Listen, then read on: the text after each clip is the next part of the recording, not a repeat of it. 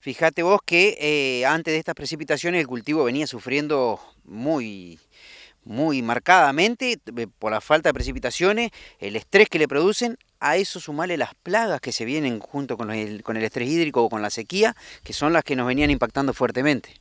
Bueno, y a partir de estas precipitaciones hay una herramienta fundamental y un paso que no hay que dejar de tener en cuenta como es el monitoreo general de los cultivos. Ahora estamos con la recomendación de agudizar los monitoreos. ¿Por qué? Porque el hecho de que haya llovido en abundancia, hay lugares donde 150 y hasta más de 200 milímetros en la provincia, hacen que los cultivos se estén recuperando como este que estamos viendo acá, que está en un esplendor.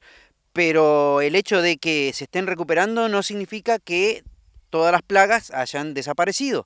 Significa que debemos agudizar el monitoreo, como vos bien lo decís, para ver en qué punto actuamos con respecto a esas plagas. En los que a plagas se refiere puntualmente cuáles son las más comunes y las que están impactando en este momento los cultivos. Bueno, la que veníamos acarreando de la temporada previa a las lluvias es el tema de arañuelas y trips, sobre todo arañuela más que trips, pero una aclaración, fíjate vos que la mayoría piensa que la arañuela se desaparece o se va o se retira con el hecho de tener precipitaciones. Y hoy cuando mirábamos hace un instante con vos veíamos perfectamente que arañuela sigue estando y sigue impactando. Esa es una de las grandes que viene acarreándose. Después empezamos a ver ya la aparición de los primeros lepidópteros, las primeras orugas, como es el caso de Anticarcia, alguna Rachiplusianú, la medidora, digamos, o alguna por el estilo de ese segmento de orugas. Compañía, ¿qué es lo que propone como solución por estos momentos para controlar plaga en este estadio? Bueno, la compañía tiene varios productos, pero la mayoría están basados sobre todo teniendo en cuenta principios activos como clorantraniliprole, que tiene muy alta persistencia y controla los primeros estadios, como también algunas de las mezclas que contienen abamectina o alguno de los piretroides para dar un poco de volteo. Momentos óptimos de aplicación para poder controlar. ¿De qué estamos hablando? Bueno, bien la pregunta, porque en el caso de arañuela, que no tiene un umbral definido, nosotros pensamos que tenemos que contar tanta cantidad de individuos y no es así. Cuando nosotros tenemos la presencia de la plaga en el tercio inferior de la hoja, eso ya nos produce una cierta deshidratación. Como para tener en cuenta, si en el tercio inferior, en cada uno de los folíolos, tenemos unas 10 arañuelas por folíolo, ya es un momento de intervención. El productor y el técnico están muy acostumbrados a lo que es el monitoreo y su identificación, pero si nosotros tendríamos que comentar cuál es la sintomatología que muestra la planta en cada una de estas plagas, ¿qué podríamos decir? Vuelta a la arañuela. Si pensamos en arañuela, la deshidratación de esos folíolos, la pérdida, se empiezan a decolorar justamente por la deshidratación, por el efecto que producen sobre la epidermis. Después se empiezan a poner marroncito tirando a secos, digamos, y ese ya, cuando vemos ese tipo de impacto es porque ya realmente el daño es de grave a severo. En el caso de los lepidópteros, las orugas, empezamos a ver las primeras intervenciones, como puede llegar a ser el hecho de tener los primeros agujeritos, las primeras comidas, digamos, de la oruga. Esos son los puntos que nos marcan, ojo, que la plaga está, empecemos a agudizar el monitoreo. Hasta aquí venimos hablando solamente de plagas, pero también hay apariciones de enfermedades de fin de ciclo, por ejemplo, en el caso, ocasionadas un poco este rebrote por las últimas precipitaciones.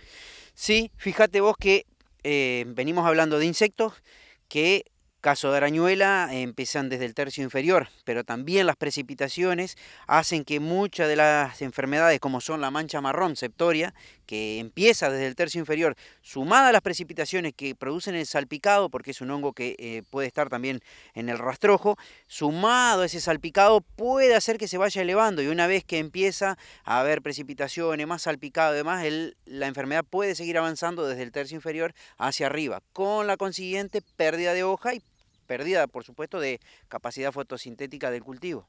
¿Cómo se controlan estas enfermedades hoy? O por lo menos, ¿cuál es la solución que ustedes pueden sugerir? Bueno, nuestra solución histórica es la de azoxystrobin más ciproconazole, nuestro querido Amistar Extra, que sigue dando su fruto a pesar de tantos años. El tema es ¿En qué momento hacemos la intervención? Muchas de las preguntas que surgieron esta semana en unas interacciones que tuvimos por redes sociales era si se podía utilizar la misma entrada con un insecticida sumada al fungicida o en el caso de tener que entrar en cultivos que no han cerrado el entresurco con un herbicida. La respuesta es sí, podemos utilizar siempre y cuando esté la recomendación de la combinación y la combinación sea factible, podemos entrar en el mismo momento para hacer todo.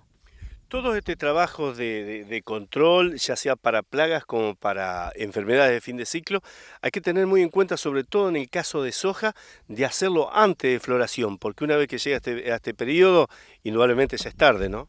Sí, no sé si tan tarde como decir un antes y un después, pero sí tener en cuenta que una vez que la soja empieza a florecer, queda muy poco margen después de recuperación. Es decir, que cuando ya empezamos a tener las primeras chauchitas en los primeros últimos nudos, digamos, que es cuando definimos el estado de R3, conocido del cultivo de soja, ahí decimos, este es el momento donde de aquí para adelante no podemos dejar pasar nada porque el impacto de cualquiera de estos eventos puede ser muy severo o muy marcado y el daño puede ser importante.